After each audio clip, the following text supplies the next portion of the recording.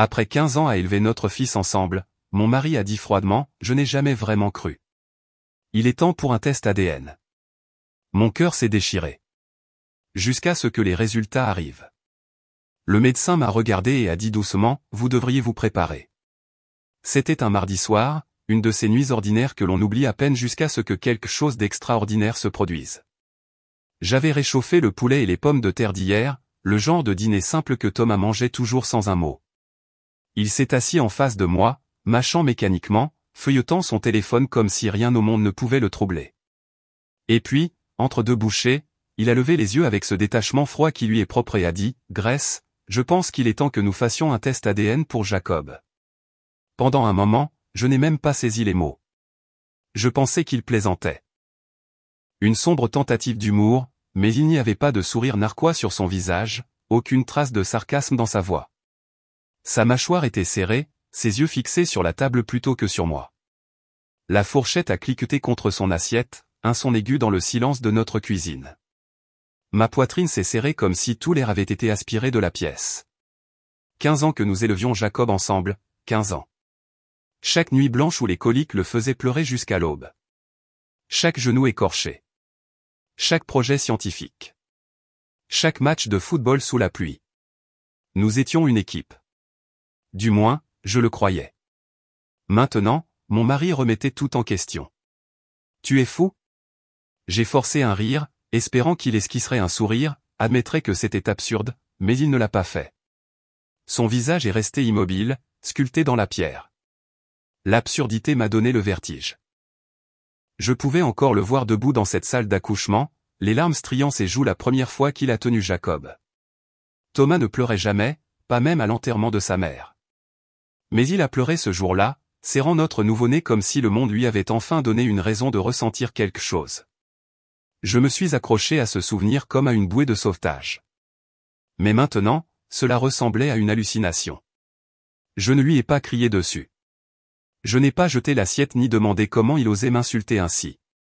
Au lieu de cela, j'ai suivi le déroulement de la soirée comme si de rien n'était, puis je suis resté éveillé à côté de lui dans le noir.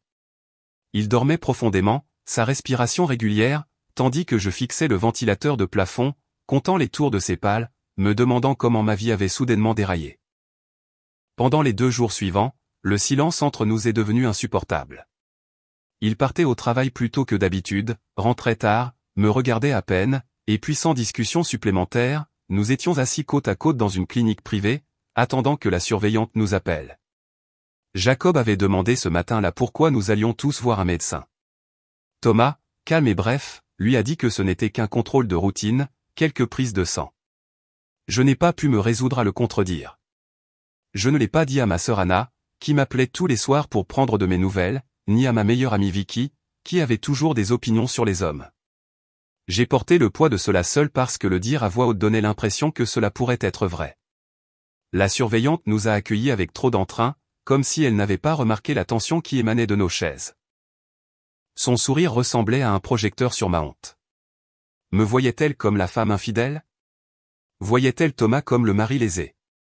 Ou peut-être qu'elle nous voyait juste comme un autre couple qui se défaisait lentement dans sa salle d'attente.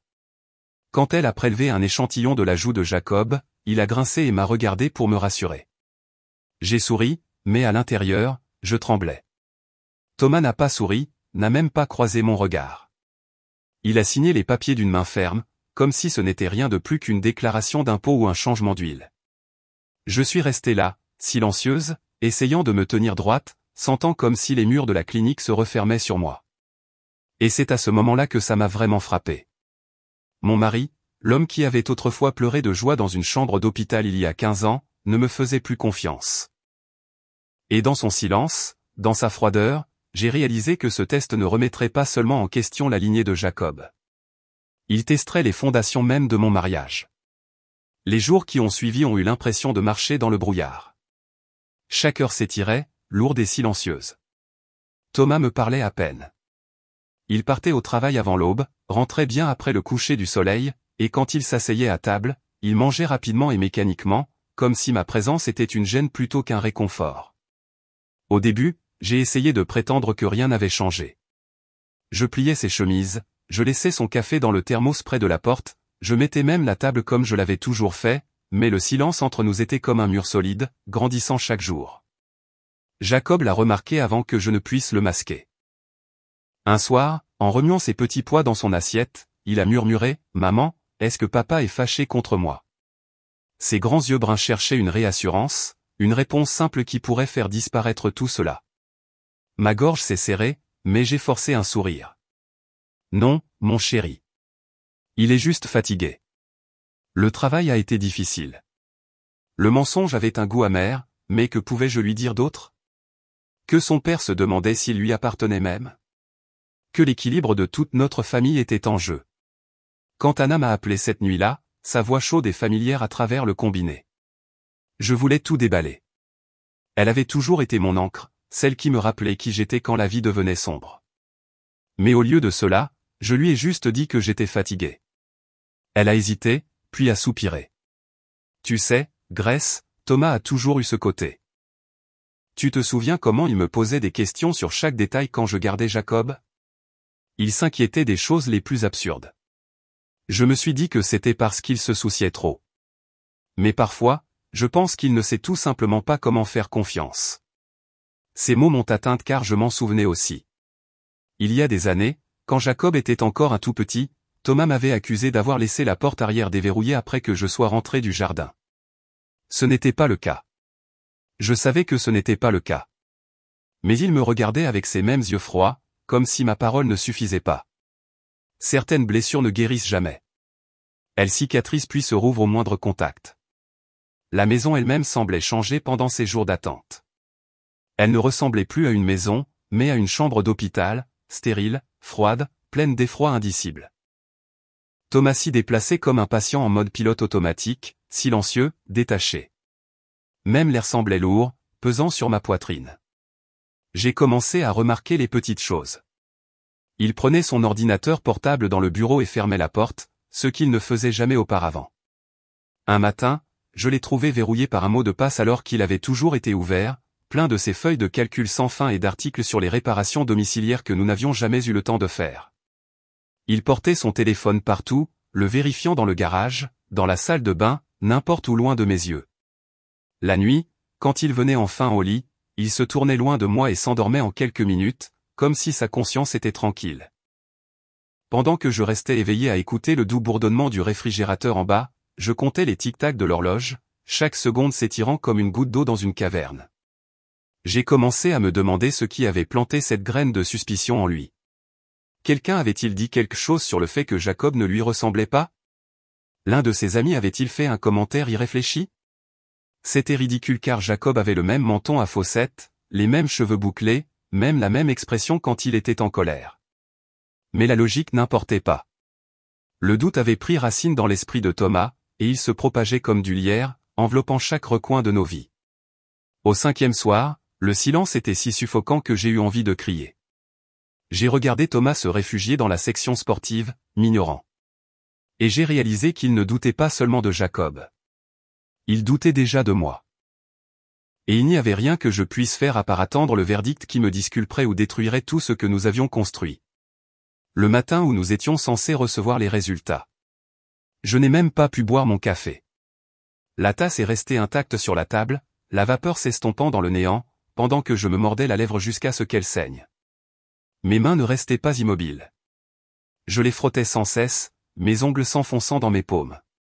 Jacob était déjà parti pour l'école, Dieu merci. Je ne pouvais pas supporter qu'il me voie comme ça. Thomas nous a conduits à la clinique sans un mot. Sa prise sur le volant était serrée, ses jointures blanches. Je suis resté rigide sur le siège passager, regardant par la fenêtre, chaque lampadaire et chaque coin familier passant en flou. Mon estomac se tordait à chaque virage. À la réception, la femme nous a accueillis avec trop d'entrain, comme si nous étions juste un autre couple de parents anxieux attendant des analyses de laboratoire de routine. M et Madame Caldwell, veuillez entrer. Mes genoux étaient faibles en parcourant le couloir stérile et en entrant dans le bureau du médecin. Il était assis derrière un grand bureau, ses lunettes perchées bas sur son nez. Un homme accablé par des nouvelles qu'il ne voulait pas livrer. Son visage était grave, le genre de visage que l'on s'attendrait à avoir pour vous dire que le monde touchait à sa fin. Il a feuilleté le dossier lentement, chaque page tournait comme le battement d'un tambour dans ma poitrine. Finalement, il a levé les yeux. Êtes-vous tous les deux prêts à entendre ce que j'ai à dire? Thomas n'a même pas cligné des yeux. Oui. Sa voix était stable, presque trop stable. Ma propre gorge s'est resserrée, mais j'ai réussi à hocher la tête. Le médecin a tapoté les papiers avec son doigt. Selon les résultats, la probabilité de paternité est nulle. Monsieur Caldwell n'est pas le père biologique de Jacob. Les mots m'ont frappé comme un coup de marteau à la poitrine. Pendant une seconde, la pièce a tournoyé. Mes oreilles ont bourdonné. Mes mains sont devenues froides comme si le sang s'en était retiré. J'ai senti Thomas se pencher en arrière sur sa chaise à côté de moi, exhalant par le nez comme pour confirmer ce qu'il avait toujours suspecté. Je le savais, a-t-il murmuré. Mais le médecin n'avait pas fini. Ses yeux se sont tournés vers moi, et pour la première fois, il y avait quelque chose dans son regard qui me troublait plus que le jugement. C'était de la préoccupation, une préoccupation professionnelle, urgente. Il y a plus, a-t-il dit prudemment. En plus du test de paternité, nous vérifions systématiquement l'ADN maternel comme contrôle. Madame Caldwell, il a fait une pause, presque réticent à prononcer les mots. Jacob n'est biologiquement pas non plus apparenté à vous. Mon cœur s'est arrêté. Je l'ai regardé, sans cligner des yeux, attendant qu'il reprenne ses mots. Quoi, ai-je murmuré, mais ma voix existait à peine. Il a secoué la tête. Nous avons répété le test 3 fois. Les résultats sont cohérents. Jacob n'est biologiquement apparenté à aucun de vous deux. Le sol semblait s'effondrer sous moi. Le médecin continuait de parler, mais je ne l'entendais plus. Ses lèvres bougeaient. Les papiers bruissaient. Thomas bougeait à côté de moi, mais tout ce que je sentais était l'écho creux en moi. Jacob, pas le mien. Même pas le mien. Thomas s'est levé de sa chaise, faisant les 100 pas dans le bureau comme un homme possédé. Je savais que quelque chose n'allait pas. Je le savais. Et maintenant, regardez. Ses mains s'agitaient en l'air, sa voix montant. Il s'est tourné vers moi, ses yeux perçants, coupants. Tu avais un travail, Grace. Un seul, et regarde ce que tu nous as fait. J'ai ouvert la bouche, mais aucun mot ne sortait. Qui avait-il à dire? J'avais porté ce garçon. J'avais saigné pour lui, l'avais tenu contre ma poitrine, embrassé chaque ecchymose, apaisé chaque cauchemar, mais un morceau de papier disait le contraire à mon mari. Au moment où nous sommes rentrés à la maison, le silence était plus lourd que n'importe quel cri n'aurait pu l'être. Thomas a claqué la porte de la chambre d'amis, et j'ai réalisé qu'il ne reviendrait pas dans notre lit. Il ne reviendrait pas à moi du tout. Cette nuit-là, je me suis assis seul à la table de la cuisine avec une boîte à chaussures de souvenirs, le bracelet de Jacob à l'hôpital, sa photo de nouveau-né, les papiers de sortie. J'ai retracé mes doigts sur eux, désespéré d'avoir une preuve que je n'avais pas imaginé 15 ans de maternité. Et pourtant, un doute s'est glissé, sombre et suffocant. Si Jacob n'était pas le mien, s'il n'était pas non plus celui de Thomas, alors de quel enfant me suis-je occupé toutes ces années? Et c'est à ce moment qu'une autre possibilité m'a frappé comme de la glace. Et s'il y avait eu une erreur à l'hôpital? Et si Jacob ne nous avait pas été volé, mais échangé? Échangé avec le bébé de quelqu'un d'autre cette nuit-là, il y a 15 ans. Cette nuit-là, après que Thomas ait claqué la porte de la chambre d'amis, et que la maison soit tombée dans le silence, j'ai descendu une vieille boîte à chaussures du haut de notre placard. Mes mains tremblaient alors que je la posais sur la table de la cuisine. À l'intérieur se trouvaient des fragments d'une vie que je pensais comprendre. Le bracelet d'hôpital de Jacob, des copies froissées de certificats de naissance, des photographies jaunies sur les bords. Je les ai étalées sous la faible lumière de la cuisine, désespéré de trouver quelque chose de concret sur quoi m'accrocher. Une photo m'a arrêté net. J'étais pâle, encore faible après la chirurgie, berçant Jacob dans mes bras, mais juste au-dessus de mon épaule se tenait une jeune infirmière. Ses yeux étaient écarquillés, surpris, comme si elle avait été surprise en train de faire quelque chose qu'elle n'aurait pas dû. Le badge sur sa poitrine était incliné, ses cheveux blonds tombant en cascade. Pendant des années, je n'avais pas remarqué son expression, mais maintenant je ne pouvais plus m'arrêter de la regarder. Quelque chose en elle me troublait. Plus je regardais, plus la pensée me rongeait. Et si Jacob avait été échangé cette nuit-là? Pas volé, pas abandonné, mais échangé dans le chaos du service de maternité.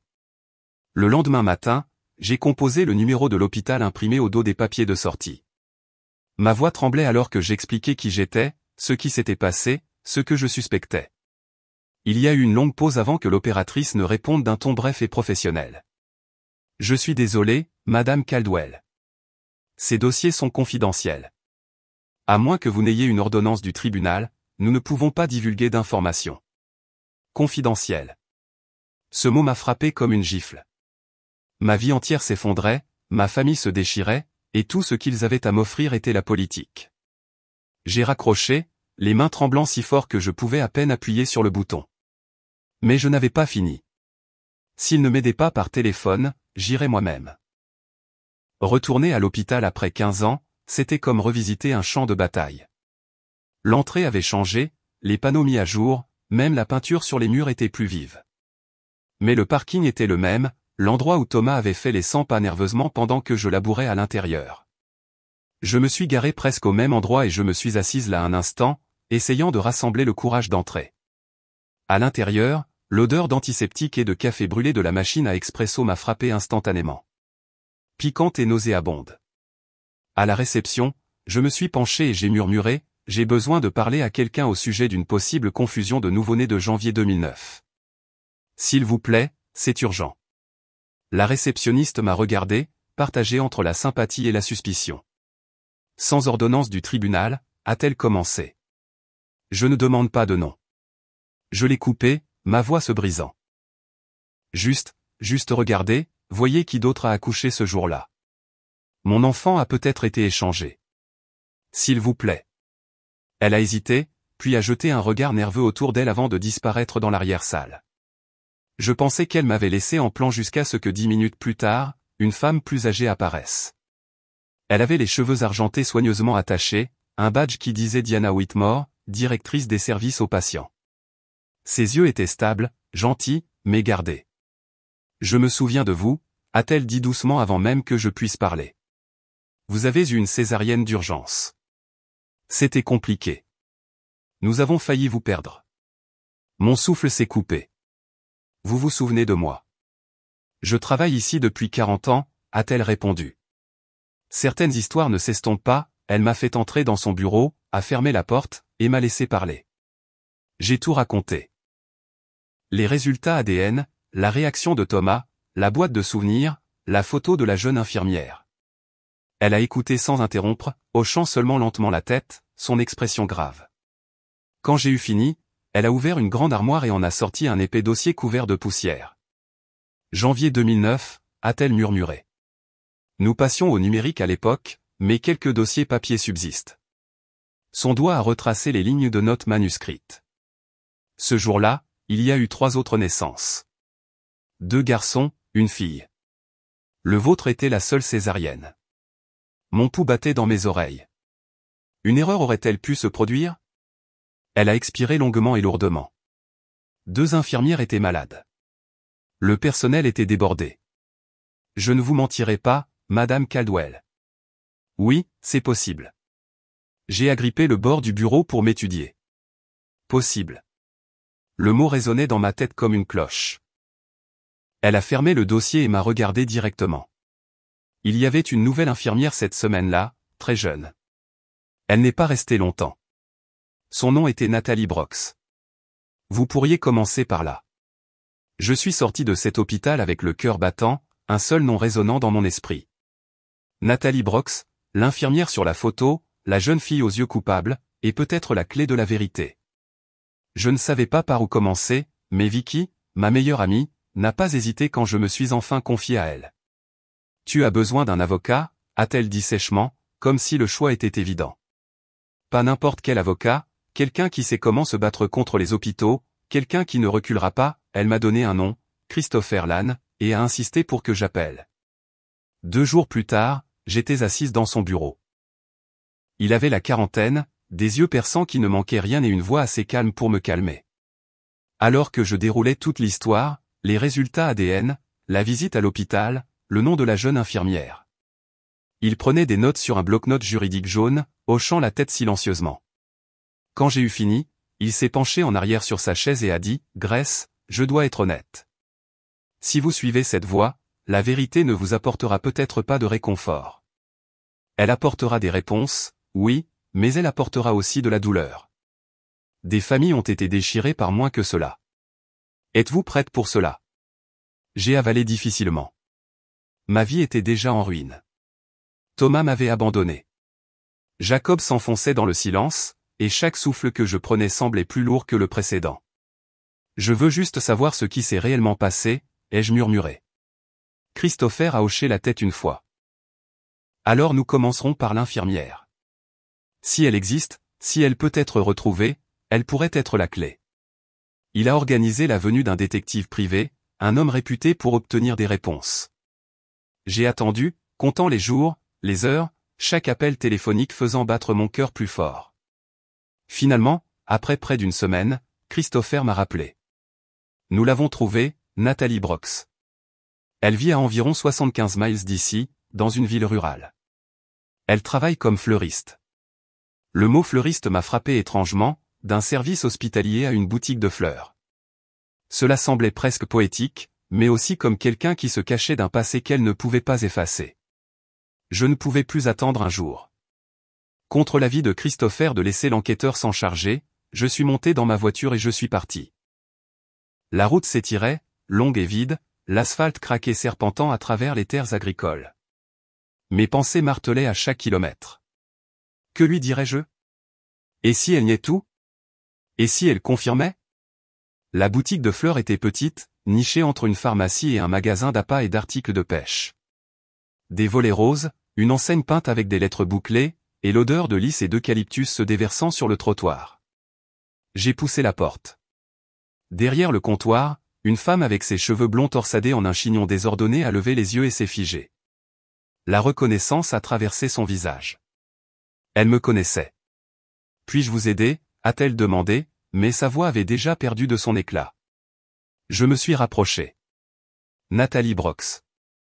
Vous avez travaillé au Harrisburg General en janvier 2009. Ses mains se sont serrées sur les ciseaux qu'elle tenait. Pendant un long moment, elle n'a pas répondu. Puis elle les a posés, a fermé les yeux et a murmuré. J'avais 21 ans. C'était ma deuxième semaine de travail. Nous sommes allés dans l'arrière-salle, l'air était lourd de l'odeur des œillets et de la terre humide. Elle s'est appuyée contre le mur, les doigts tremblants. Cette nuit-là, c'était le chaos. 2 naissances en même temps. Une césarienne, une naturelle. Des bébés qui pleuraient partout. Nous étions censés vérifier 2 fois les bracelets, les berceaux, tout, mais j'étais pressé. Je pensais avoir bien fait. Vraiment. Sa voix s'est brisée. Tu les as échangés. Ses yeux se sont remplis de larmes. Pas intentionnellement, mais quand je m'en suis rendu compte plus tard, je suis allé voir ma superviseure. Elle m'a dit de me taire, sinon je ruinerais des familles et je me ruinerais moi-même. Je suis juste parti. Je ne pouvais pas le supporter. Je suis resté là, stupéfaite, mon cœur battant. Toutes ces années, tout cet amour, et cela s'était résumé à une erreur d'une jeune femme de 21 ans, fatiguée. Mais elle n'avait pas fini. Ses yeux se sont levés, cherchant les miens. Je me souviens de l'autre mère. Elle avait les cheveux roux attachés en queue de cheval. Son mari travaillait dans la construction. Son nom était Monica. Monica Reed. Le nom s'est gravé en moi comme du feu. Pour la première fois, il y avait une direction à ma recherche. Et avec elle, la terrifiante possibilité qu'ailleurs, un autre garçon, mon garçon, avait vécu la vie de quelqu'un d'autre toutes ces années. Le trajet jusqu'à l'adresse de Monica Reed a ressemblé à un voyage à travers un rêve dont je n'étais pas prête à me réveiller. L'enquêteur de Christopher m'avait donné l'information, mais cela semblait surréaliste de la tenir dans mes mains. Une adresse griffonnée sur un bout de papier, une clé de la vérité que je n'étais pas sûr de vouloir ouvrir. Le quartier était modeste. Des rangées de maisons en briques avec des volets décolorés, des vélos d'enfants éparpillés sur les porches. La maison de Monica était un 2 étages avec des rideaux en dentelle aux fenêtres. Quand elle a ouvert la porte, j'ai été accueilli par une douce odeur de cannelle et quelque chose de légèrement comme du savon pour bébé.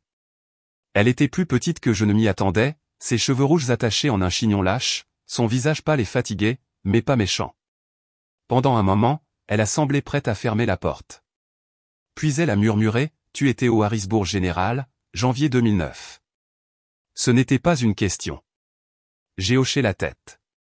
S'il vous plaît, puis-je entrer? Elle a hésité, puis s'est écartée. À l'intérieur, la maison semblait vécue. Canapés usés, couverture en crochet, une légère musique dérivant d'une chambre à l'étage.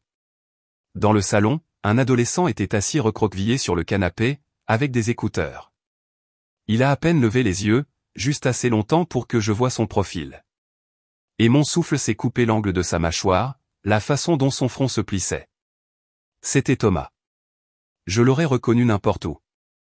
Ryan, a dit doucement Monica, dis bonjour. Le garçon a retiré une oreillette et m'a fait un signe de tête polie, ses yeux se plissant de méfiance adolescente. J'ai souri faiblement, mon cœur battant la chamade. Jacob n'était pas avec moi ce premier jour, j'avais besoin de faire face à cela seul avant de l'amener dans la tempête. Mais même debout là, regardant Ryan, j'ai senti le sol se dérober sous mes pieds. Monica s'est assise en face de moi, se rongeant les mains. Je dois te dire quelque chose, a-t-elle dit doucement. Pendant des années, j'ai senti que quelque chose n'allait pas. Le groupe sanguin de Ryan ne correspond pas au mien ni à celui de mon mari. Le pédiatre a rejeté cela, disant « Ces choses arrivent, mais je savais. » Je n'ai jamais eu de preuves. Ces mots m'ont transpercé. Deux mères, étrangères, portant le même doute en silence pendant 15 ans. Je me suis penché en avant, ma voix tremblante. Je crois que nos enfants ont été échangés cette nuit-là. Elle s'est pressée les mains sur le visage, les larmes lui montant aux yeux. Mon Dieu. Nous sommes restés là en silence, le poids de la possibilité remplissant la pièce comme un nuage d'orage. Finalement, j'ai murmuré, veux-tu faire un test ADN pour Ryan, pour Jacob, pour nous tous? Elle m'a regardé pendant un long moment, puis a hoché la tête. Oui. Les jours d'attente des résultats ont été les plus longs de ma vie. Je pensais que l'attente des résultats de Jacob avait été insupportable, mais c'était pire. Cette fois, j'attendais non seulement de savoir si les doutes de Thomas étaient justifiés. J'attendais de savoir si le noyau même de mon identité de mère avait été construit sur une erreur. Quand l'appel de Christopher est finalement arrivé, j'étais assise à la table de la cuisine. Jacob était à l'étage en train de faire ses devoirs. Ma main tremblait si violemment que j'ai failli laisser tomber le téléphone. Sa voix était stable, mesurée, comme s'il savait que je pourrais me briser. Grace, le test l'a confirmé. Ryan Reed est ton fils biologique et Jacob. Jacob est celui de Monica. Les mots m'ont vidé. J'ai glissé au sol, serrant le téléphone contre mon oreille, sanglotant. Non pas parce que j'avais perdu Jacob. Rien au monde ne pouvait effacer les 15 années que nous avions partagées, mais parce que les fondations de nos vies avaient été brisées par une erreur d'une jeune femme fatiguée dans un service hospitalier. Je me suis pressé le front contre mes genoux, me balançant en pleurant. Quand j'ai finalement levé les yeux vers la photo de Jacob sur le manteau de la cheminée, son sourire édenté, ses cheveux bouclés, son fausseté familier, j'ai murmuré, « Tu es mon fils. » Peu importe ce que dit le papier, peu importe ce que le sang prouve, tu es à moi. À ce moment-là, j'ai compris que l'amour était plus puissant que l'ADN, plus fort que n'importe quel test, et qu'aucune découverte, aucun tribunal, aucun coup du sort cruel ne pourrait jamais m'ôter Jacob. Thomas est devenu plus froid chaque jour qui passait. Même après les résultats ADN, après la vérité sur Ryan et Jacob, il n'avait aucun intérêt à recoller les morceaux de ce qui restait de notre famille. Si quoi que ce soit, il semblait soulagé d'avoir une excuse pour se détourner complètement de moi. Il partait plus tôt au travail, rentrait plus tard, et quand il le faisait, il m'adressait à peine la parole. J'ai essayé de me concentrer sur Jacob, de le tenir près de moi et de lui rappeler que rien de tout cela ne changeait mon amour pour lui. Mais même en essayant de rester forte pour lui, je ne pouvais ignorer le soupçon rongeant que la distance de Thomas n'était pas seulement due au résultat des tests. Quelque chose d'autre se tramait. Un après-midi, alors que je payais les factures, je me suis connecté à notre compte bancaire. Je ne cherchais pas de preuves de trahison. J'essayais juste de me distraire, de ressentir un semblant de contrôle. Mais les transactions me regardaient comme des voyants rouges clignotants. Un frais d'hôtel en périphérie de la ville. Dîner pour 2 dans un restaurant chic où je n'avais jamais mis les pieds. Un reçu de fleuriste pour un bouquet de roses que je n'ai jamais reçu. Mes mains tremblaient tellement que j'ai dû agripper le bord de la table pour ne pas m'effondrer. Ce soir-là, je l'ai attendu. Quand il a finalement franchi la porte, jetant ses clés sur le comptoir comme si de rien n'était, j'ai demandé, « Pour qui as-tu acheté les roses, Thomas ?» Il s'est figé, puis a ricané. « Ne commence pas, Grace. Ne commence pas », ma voix a monté, tremblant de fureur. Un hôtel, un restaurant, des fleurs. Tu penses que je suis aveugle? Pendant un moment, il m'a juste regardé, comme s'il pesait s'il valait la peine de mentir. Finalement, il a haussé les épaules. Ça ne veut rien dire. Quelque chose en moi s'est brisé. Le poids de 15 ans de sacrifice, d'avoir élevé Jacob pendant qu'il me secondait, de l'avoir soutenu à travers chaque doute et chaque silence froid, tout cela s'est libéré. Je me suis avancé, ma main lui frappant la joue avant même que je ne me rende compte que j'avais bougé. Le son a traversé la maison. Il a titubé en arrière, les yeux écarquillés de choc. Ma poitrine haletait, et j'ai dit entre mes dents serrées, « N'ose pas me dire que ça ne veut rien dire. Tu veux parler de mensonge, de trahison. Tu as douté de moi, tu as douté de Jacob. Et quand la vérité est sortie, tu as fui. Tu n'as jamais été son père. Ni par le sang, ni par les actes. Et maintenant, plus par choix. » Sa mâchoire s'est serrée, mais il n'avait pas de mots. Il a attrapé sa veste et est sorti en trombe, la porte claquant si fort que les fenêtres ont tremblé. Pendant 3 nuits, il n'est pas rentré. Jacob demandait où était son père, et je lui ai dit la vérité. Je pouvais supporter de dire qu'il n'est pas là. Le 4e jour, une enveloppe est arrivée par courrier. À l'intérieur se trouvait une requête en divorce signée par l'avocat de Thomas. Pas d'appel, pas de conversation, juste une signature nette et précise en bas de la page, comme si je n'étais rien de plus qu'un contrat à résilier. Je me suis assise à la table de la cuisine, fixant les papiers. Les larmes sont venues chaudes et infinies. Ce n'était pas seulement la fin d'un mariage. C'était l'effondrement de tous les rêves que j'avais autrefois nourris pour une famille qui n'existait plus. Et pourtant, sous le chagrin, il y avait autre chose, un soulagement étrange et fragile. Pour la première fois depuis des années, je n'avais pas à marcher sur des œufs dans ma propre maison. Je n'avais pas à mesurer chaque mot contre sa colère ou à me demander quand le prochain silence froid arriverait. L'homme qui s'était autrefois tenu à mes côtés dans une salle d'accouchement était parti bien avant que les papiers n'arrivent.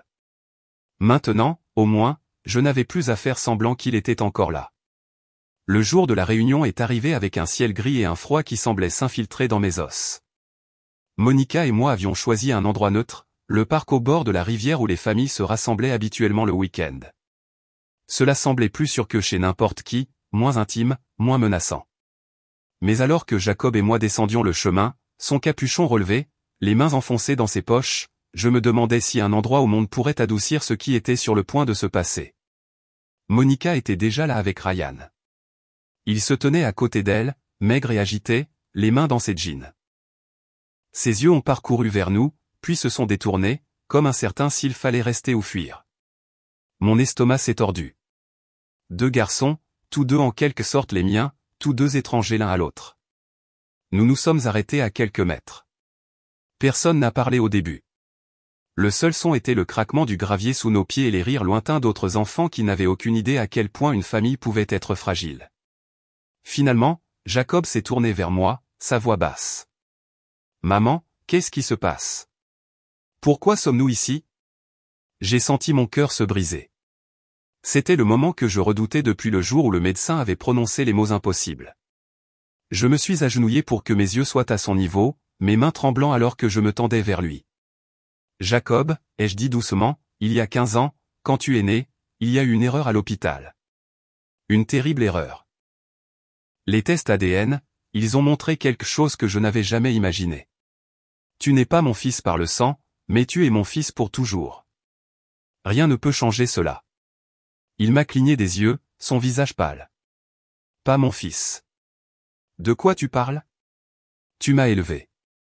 Tu es ma mère. » « Oui, » ai-je murmuré, les larmes me remplissant les yeux. « Je suis ta mère.